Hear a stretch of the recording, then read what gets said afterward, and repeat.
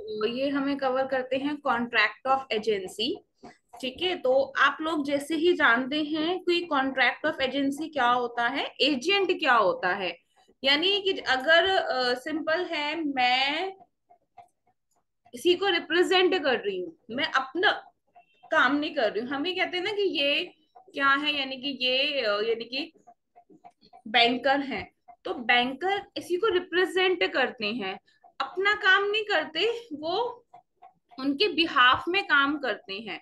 तो उन्हें हम क्या बोलते हैं, एजेंट। तो represent another in dealing with third person. ठीक है, यानी कि वो तीसरे पर्सन के साथ डील करने में, ठीक है, रिप्रेजेंट करते हैं। ठीक है, यानी खुद को रिप्रेजेंट नहीं कर रहे हैं। अगर मैं कहती हूँ कि मैं एचडीएफसी बैंक से आई हूँ, तो मैं एचडीएफसी बैंक को रिप्रेजेंट करती हूँ। मैं उनकी पॉलिसी आपको बता रही हूँ, मैं उनके रूल्स, उनके प्रोसीजर्स में आपको बता रही हूँ। ठीक है, तो कॉन्ट्रैक्ट ऑफ एजेंसी क्या होता है, represent another in dealing with third person. और एक आपके लिए क्या होगा, प्रिंसिपल होगा। प्रिंसिपल कौन होगा, जैसे एचडीएफसी बैंक है, वो कौन हो गया, प्रिंसिपल हो गया। ठीक है, और एजेंट है, रिप्रेजेंटेटिव है। जैसे इंश्योरेंस के केस में होता है, वो कहते हैं ना कि मैं एजेंट हूँ। ठीक है, तो इसका मतलब कि प्रिंसिपल और एजेंट के बीच में क्या है, रिलेशनशिप है। प्रिंसिपल और एजेंट के बीच जो रिलेशनशिप है उसे कहते हैं एजेंसी। यानी relationship between the principal and agent is called as agency. बहुत सिंपल है। ठीक है, इसमें हम बचपन से ये एजेंट एजेंसी के जो मतलब रूल्स हैं, इन्हें हम देखते आ रहे हैं, लेकिन आज हम इन्हें थोड़ा सा ऑफिशियली, इट मींस हमें इनको अलग अलग टर्मिनोलॉजी के तहत स्टडी करते हैं। Principles of law of agency, agency के, ठीक है ना, इसके अपने खुद के प्रिंसिपल्स हैं। तो उनसे पहले हमें देखना है इसके फीचर्स। तो सबसे पहली बात है कि प्रिंसिपल और एजेंट के बीच में क्या होगा, एग्रीमेंट होगा। Agreement between the principal and agent, principal और एजेंट के बीच एग्रीमेंट है। ठीक है, कॉम्पिटेंसी ऑफ द प्रिंसिपल, ठीक है ना, प्रिंसिपल भाई उसको क्या देगा, पेमेंट देगा, या फिर वो उसके बिहाफ में काम क्यों कर रहा है, तो उस चीज की उसको क्या देगा, पेमेंट देगा। तो ये क्या है, प्रिंसिपल्स और इनके, ठीक है, प्रिंसिपल की कॉम्पिटेंसी है। यानी कि कोई भी ऐसे प्रिंसिपल थोड़ी ना बन सकता है, जैसे कि आपके मदर ने कहा कि ठीक है आप एक काम कीजिए, अच्छे मार्केट से ये सामान लेके आ जाओ। आप थोड़ी ना कि सबके काम ऐसे करते हुए करोगे, सब पे तो नहीं करोगे। इसका मतलब कि उन्होंने, उनकी कोई ना कोई अथॉरिटी है, उनकी कॉम्पिटेंसी है कि हाँ वो आपको, ठीक है, काम देने के लिए, काम के लिए बोल सकते हैं। Then competency not required for an agent, के लिए कंपिटेंसी की रिक्वायरमेंट नहीं होती। ठीक है, एजेंट ऑर्डर्स नहीं देगा, प्रिंसिपल देगा ऑर्डर। ठीक है, लेकिन एजेंट के लिए रिक्वायरमेंट नहीं होती। तो competency not required for an agent, agent के लिए कंपिटेंसी रिक्वायर्ड नहीं होती। कॉन्ट्रैक्चुअल रिलेशनशिप, ये हमें पता है, कॉन्ट्रैक्चुअल होती है। 1 ईयर का कॉन्ट्रैक्ट होता है, 6 मंथ का है। और जहां कॉन्ट्रैक्ट होगा वहां लीगल रिलेशन ऑब्वियसली होगा। तो क्रिएशन ऑफ लीगल रिलेशन, ठीक है, प्रिंसिपल यहाँ पे आंसरेबल होगा अगर प्रिंसिपल ने उसकी पेमेंट नहीं दी, अगर एजेंट ने अपना काम अच्छे से नहीं किया, अपनी रिस्पॉन्सिबिलिटी नहीं निभाई, तो एजेंट होगा उसमें, ठीक है, रिस्पॉन्सिबल। तो कोई क्या यहाँ लिखा है, नो कंसिडरेशन, ठीक है ना, कुछ मतलब लाइक समथिंग इन रिटर्न। ठीक है, अगर वो उसका हो भी सकती है, यहाँ पे नहीं, ऐसा कुछ फिक्स नहीं होता। मैं अगर अपने फैमिली के कोई काम कर रही हूँ, तो मैं उनके बिहाफ में कोई काम कर रही हूँ, तो जरूरी नहीं है कि मैं उनसे पैसे लूं। ठीक है, intention of person to act, obviously agent वही होता है जो अपना वर्क यानी उस इंटेंशन से करे कि जिस इंटेंशन से उसे कंप्लीटली करना है। अब है कि एजेंसी कब बनती है, एजेंसी बनती है या तो जैसे कि मान लीजिए आपकी मम्मी ने बोला कि ठीक है बच्चे ये जाके बाहर से ये सामान लेके आओ, तो एक्सप्रेस एग्रीमेंट हो गया वो। एग्रीमेंट तो नहीं है वो, मैं तो बस आपको एक एग्जांपल पे बता रही हूँ, तो वो एक्सप्रेस हो गया। लेकिन एक होता है इम्प्लाइड। इम्प्लाइड के केस में क्या हो गया, जैसे मान लीजिए कि आप ना अपने मौसी के साथ कहीं गए, लेकिन उन्होंने आपको समझ लिया कि आप उनके क्या है बेटी हैं, तो उन्होंने उनको उस तीर पे आपको कोई काम दे दिया, तो ये हो गया इम्प्लाइड। ठीक है, तो इस इम्प्लाइड के तीन टाइप होते हैं, बहुत इंपॉर्टेंट है। ठीक है, ये कर लेना, ये एग्जाम में आता है। एजेंसी बाय, ठीक है, इम्प्लाइड यानी एजेंसी बाय स्टोपल, स्टोपल के द्वारा एजेंसी होती है।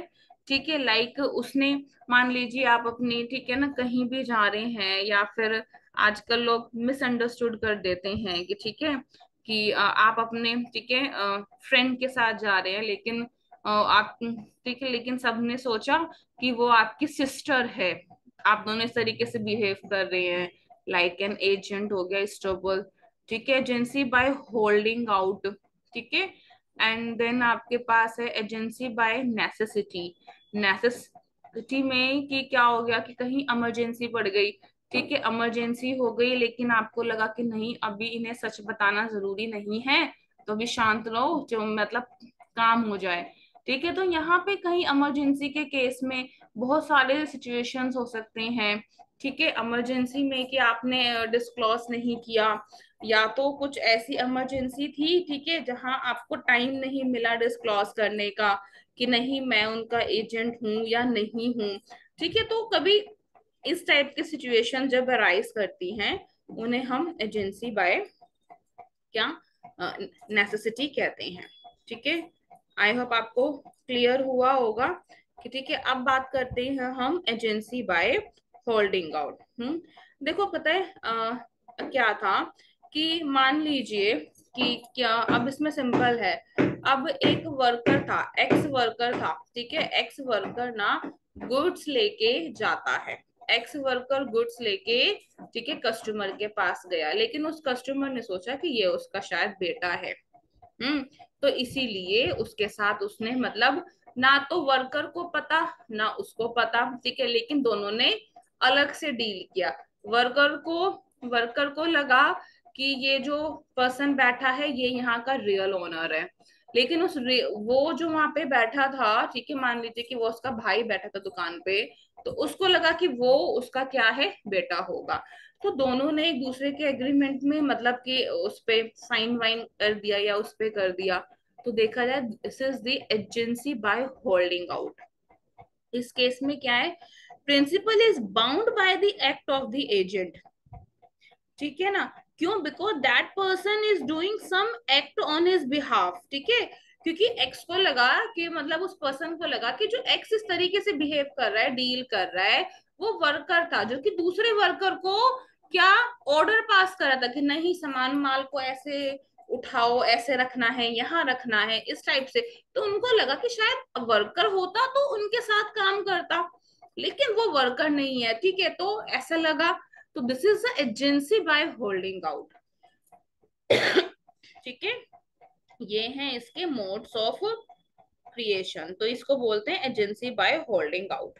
ठीक है, तो पर स्टोफल में अलग होता है, लाइक यू आर इंट्रोड्यूसिंग, मतलब आप क्या कर रहे हैं, जानबूझ के ऐसा कर रहे हैं कि उसको लगे कि आप मत समझ रहे हैं। यहाँ पे जो रीजन है जानबूझ के आ जाता है, यहाँ जानबूझ के नहीं आता, यहाँ मजबूरी आ जाती है।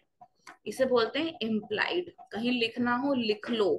ठीक है, ये एक्सप्रेसली मैंने नहीं किया हुआ क्योंकि मुझे तो इजीली याद है, एजेंसी बाय स्टोपल, क्योंकि आपके बिजनेस स्टडीज में एक था 11th में या 12th में, स्टोपल का कंसेप्ट था ना, पार्टनर। वो अपने आप को ऐसे रिप्रेजेंट करता है कि जैसे वो पार्टनर है, लेकिन एक्चुअल में वो पार्टनर नहीं होता। That is a partner by estoppel. तो वो क्या था, ये है एजेंसी, है नहीं वो एक्चुअल में, लेकिन अपने आप को इस तरीके से रिप्रेजेंट कर रहा है, उसका एक्शन, एक्ट इस तरीके से रिप्रेजेंट कर रहा है। लेकिन यहाँ क्या था, एजेंसी बाय होल्डिंग आउट। ठीक है, अब यहाँ पे उसने कमेंट कर दिया, वो वहां पे वर्कर साइन करके आ गया, तो अब एजेंसी बन गई। बेशक वो उससे डील करता या आगे के काम के लिए डील नहीं करता, ये एक एजेंसी बन गई। तो क्या था, एजेंसी बाय नेसेसिटी, ये जरूरी में।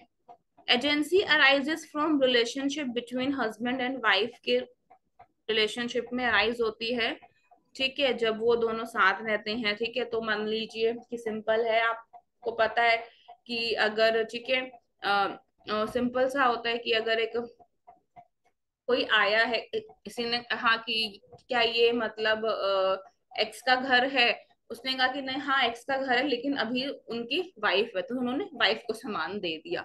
तो वाइफ यहाँ पे क्या बन गई, एजेंट बन गई, ठीक है। तो वहां पे चाहे वो मतलब रहे टुगेदर या अपार्ट रहे, लेकिन वो फिर भी एक दूसरे के एज एन एजेंट रहते हैं जब तक रिलेशनशिप में है। एजेंसी बाय रेक्टिफिकेशन, ठीक है, एजेंसी होती है किसके द्वारा, ठीक है, रेटिफिकेशन के द्वारा आपकी एजेंसी है। तो आपको मालूम है इसको क्या बोलेंगे, agency bye ratification.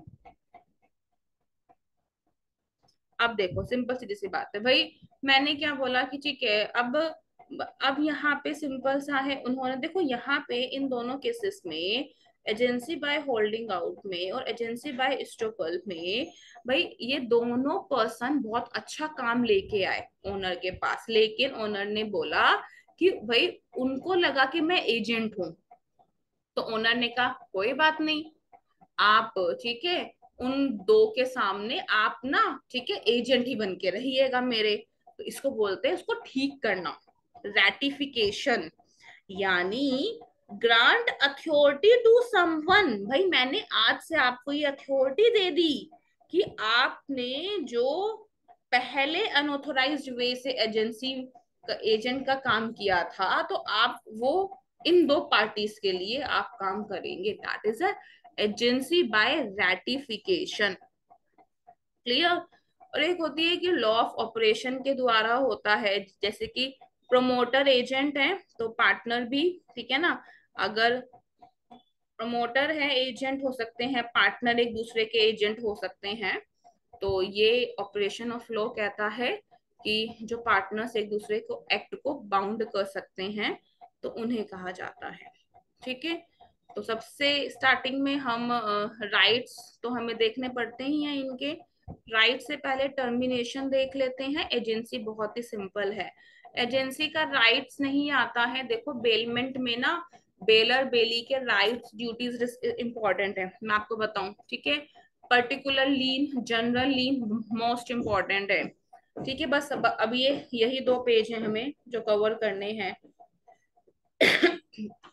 Agency, termination of agency, ठीक है, ये इतना इंपॉर्टेंट नहीं है और ना ही इसके राइट्स और ड्यूटीज इतने इंपॉर्टेंट है, लेकिन हाँ एजेंसी के टाइप्स इंपॉर्टेंट है, टाइप्स ऑफ एजेंसी आती है। अब है टर्मिनेशन ऑफ एजेंसी। एजेंसी का टर्मिनेशन क्या होता है, अब सिंपल है, म्यूचुअल एग्रीमेंट, दोनों पार्टीज ने डिसाइड कर दिया कि अब मैं आपके यहाँ पे, इंश्योरेंस कंपनी वाले ऐसे करते हैं ना कि एक टर्म कंप्लीट हुआ और वो काम छोड़ के भाग गए, तो यानी कि म्यूचुअल एग्रीमेंट उनका क्या हो गया, पूरा हो गया। या फिर revocation by the principal, principal ने मना कर दिया भाई आप काम अच्छे से नहीं कर रहे हैं, या एजेंट ने मना कर दिया, यही तीन कंडीशन हो सकती हैं, ठीक है। तो प्रिंसिपल ने मना कर दिया, एजेंट ने मना कर दिया, या फिर mutual agreement. Next condition arise होती है कि अब operation of law, that is कोई काम था, एक पर्टिकुलर काम के लिए बने थे, वो पूरा हो गया, ठीक है। एक्सपायरी हो गई, ठीक है, या किसी की डेथ हो गई, ठीक है, इंसॉल्वेंसी हो गई। अब भाई आप एजेंट बन के करेंगे क्या, ठीक है, जब आपको कुछ पेमेंट या उसके बदले में कुछ नहीं मिलेगा, ठीक है। तो इंसॉल्वेंसी हो गई, डिसोल्यूशन हो गया, ठीक है ना। अब यहाँ पे सिंपल था, एजेंट है और जो मतलब मान लीजिए प्रिंसिपल है वो बाहर चला गया, ठीक है, या फिर एजेंट है वो बाहर चला गया, टर्मिनेट हो गया, खत्म हो गई, ठीक है। तो बहुत सारे रीजंस होते हैं, ये होता है बाय ऑपरेशन ऑफ लॉ, कानून के, लॉ के ऑपरेशन के द्वारा। अब है ड्यूटी ऑफ एजेंट की, क्या ड्यूटी होती है, बहुत सारे ये पॉइंट्स बहुत इजी हैं, जस्ट एक बार हम गो थ्रू हो जाते हैं। ड्यूटी होती है कि भाई उसे उसी के प्रिंसिपल के डायरेक्शन के अकॉर्डिंगली काम करना है। प्रिंसिपल ने कहा हाँ तो वो हाँ करेगा, ना तो नहीं। उसके अंदर बिजनेस को करने की स्किल होनी चाहिए, तभी तो वो एजेंट बन पाएगा। ठीक है ना, उसे सब कुछ अगर वो एजेंट है तो उसे प्रिंसिपल के साथ कोई चीटिंग नहीं करनी है। उसे उसे प्रॉपर इंफॉर्मेशन, प्रॉपर अकाउंट संभालने के लिए देना है। Duty to communicate with principal in case of difficulty, यानी डिफिकल्टी के केस में उसकी ड्यूटी बनती है, ठीक है, कि भाई अगर वो अपने आप से कोई भी फैसला ना ले, अपनी मर्जी से कोई भी डिसीजन ना ले, अपनी मर्जी से कोई फैसला ना ले, ये उसकी ड्यूटी बनती है कि वो प्रिंसिपल से कम्युनिकेट करे जब कोई डिफिकल्टी है, इमरजेंसी है। ठीक है ना, कह रहे हैं कि खुद से खुद डील ना करे। Duty not to make secret profit नहीं रखेगा, होते हैं ना, ये होता है मेनली उस केस में, जैसे डीलर के केस में।